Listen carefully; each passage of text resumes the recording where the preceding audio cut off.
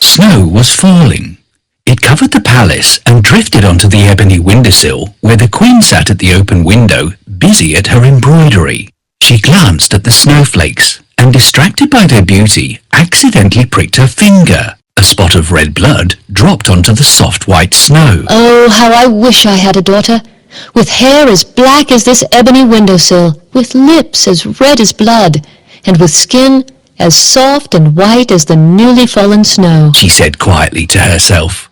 By the following summer, her wish had come true. The Queen held in her arms a beautiful baby princess with hair as black as ebony, lips as red as blood, and skin as soft and white as the newly fallen snow. She named her Snow White, and she grew to be the kindest, prettiest girl in the kingdom. We have a very beautiful daughter. Her hair is black as the ebony window. Her lips are red as blood, and her skin is as soft and white as the snow. She will be pretty when she grows up. Well, there's plenty of time for her to grow up. We need to give our baby a name first. There are a couple of names I can think of, but if we put our heads together, we could come up with a beautiful name for our daughter. How about Sweetheart?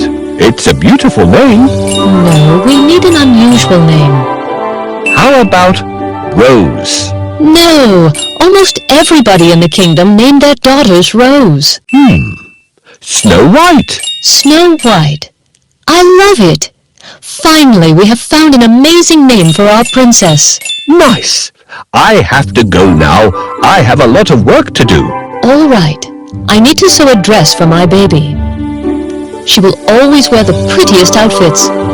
Can you please play with Snow White until I'm done?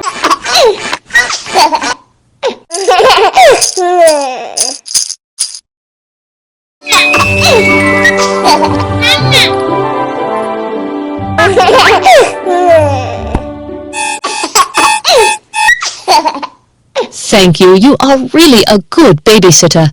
I just finished her dress. Let's try it on. Let's try on the blue outfit.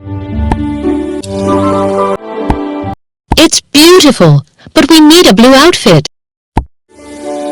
Okay, it's time to sleep. Can you help me put the baby in the cradle? Good night, my little princess.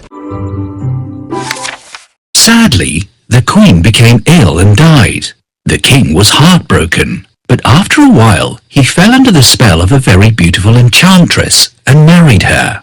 He did not know how jealous, vain and wicked she was.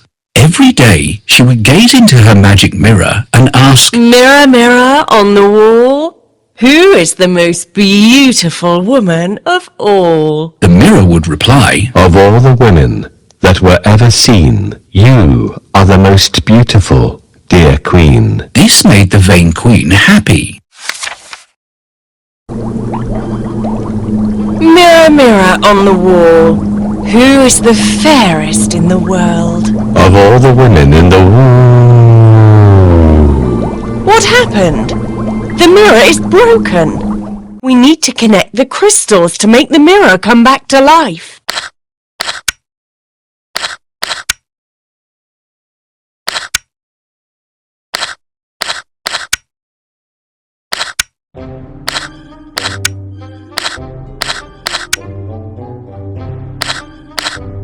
Now, the mirror is as good as new.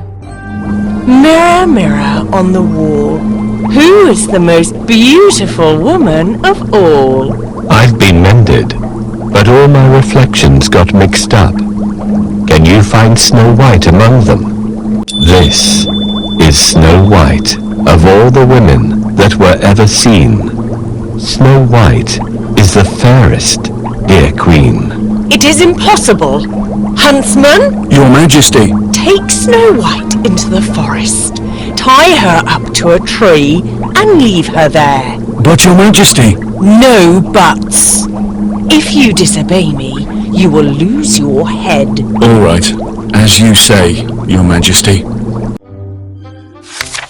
The Queen hated Snow White because she was pretty. Then one morning, the magic mirror replied, Of all the women that were ever seen, Snow White is the most beautiful, dear Queen. This made the Queen very jealous. She called for her huntsman. Take Snow White into the forest and leave her there, tied to a tree. The huntsman was afraid of the Queen, and so he set out to do as she had ordered. Where are you taking me? Asked little Snow White. To the forest to see the animals, replied the huntsman. When they were deep in the forest, the huntsman turned to Snow White, saying, The wicked Queen wants me to tie you to a tree and leave you here to die. But don't be afraid, I won't harm you. Snow White looked at him with tears in her eyes. Run away, dear Snow White, and never return, he told her. He then left Snow White alone in the forest and rode back to the palace. Snow White ran far into the forest until night fell.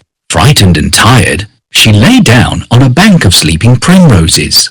A family of wild rabbits came and snuggled up to her to keep her warm, and she fell fast asleep. I'm so sorry, Snow White. I'll be leaving you here.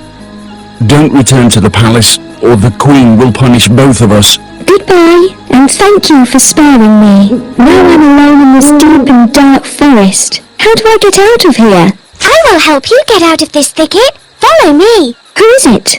I can't see anyone. Can you see anybody? Where should I go next? I know the way. Follow me. So, where should I go now? I'll take you to the kind dwarfs. Their house isn't far away. Let's go. Look, this is a cottage. I hope someone could help me there. I want to thank the animals for their help. Can you help me find the animals? Thank you very much, Rabbit. You are welcome, Snow White. Thank you so much, Squirrel. I'm always happy to help. Thank you very much, dear. My pleasure, Snow White. And thank you, kids, for helping me. I do hope that kind people live in this cottage. In the light of the morning, she saw a little cottage nestling amongst the trees. Smoke was puffing from the chimney, and a narrow path led to a tiny oak door. I wonder who lives here. She thought. She knocked lightly. Knock, knock. No one answered, but the tiny oak door swung open. Snow White entered. Hello? Is anybody home? She called. The room was empty and silent, except for the crackling of a little fire. She looked around and saw how small everything was. There were 7 little chairs around a small oak table, laid with 7 small mugs, 7 tiny plates, and 7 small loaves of bread. How sweet, she said to herself. This must be the home of 7 little people. She noticed that the room was untidy. The floor was in need of a sweep, and the fire was almost out. Maybe they won't mind me staying for a while if I do some cleaning for them, she decided. Then she set about tidying the hearth and putting more wood on the fire. She dusted and swept and scrubbed until the room looked sparkling clean. Tired and hungry, she sat down in one of the little chairs. I wonder if they'd mind if I had a little of their bread and water, she thought. Not wanting to take any one person's portion, she had a sip from each of the 7 mugs of water and a tiny bite from each of the 7 loaves of bread. She then went into the bedroom, where there were 7 little beds. Again she set to work, tidying and cleaning. After the last bed was straightened and the room was sweet and fresh, she lay down, exhausted, and closed her eyes. It was nearly night time. She didn't mean to fall asleep, but she did. If at that time she had looked through the window, she would have seen the owners returning home. This tiny cottage belonged to the 7 dwarfs, who worked in the nearby mines digging for gold. As it happened, Snow White was sound asleep when they returned. The dwarfs came in and noticed how bright and clean everything was. How strange, said one. How clean, said another. How odd, how lovely, how fresh, said the others. Someone's been here, said the last. Look, someone has eaten our bread. Oh yeah, they all said together. Who could it be? I think I know, said the smallest of the dwarves. Look in there. He pointed to the bedroom. The dwarves crept in and were amazed to find Snow White asleep on one of their beds. How beautiful, said one. How lovely. How sweet. How pretty. How charming. How delightful, said the others. She shouldn't be here, said the last. At that moment, Snow White awoke and explained all that had happened to her. The dwarfs listened and were horrified as she told the story of how the wicked queen wanted her dead. How terrible, Said one. How wicked. How cruel! how heartless. How frightening. How evil! Said the others. We must protect Snow White. Said the last, and he blew his nose on a big red spotty handkerchief. Snow White, you are welcome to stay with us for as long as you wish. He said, and sniffed as he put his handkerchief back into his pocket. Thank you. Oh, thank you. Replied Snow White happily, and they all joined hands and laughed and danced until they were quite out of breath. So from then onwards, Snow White lived happily with the dwarfs.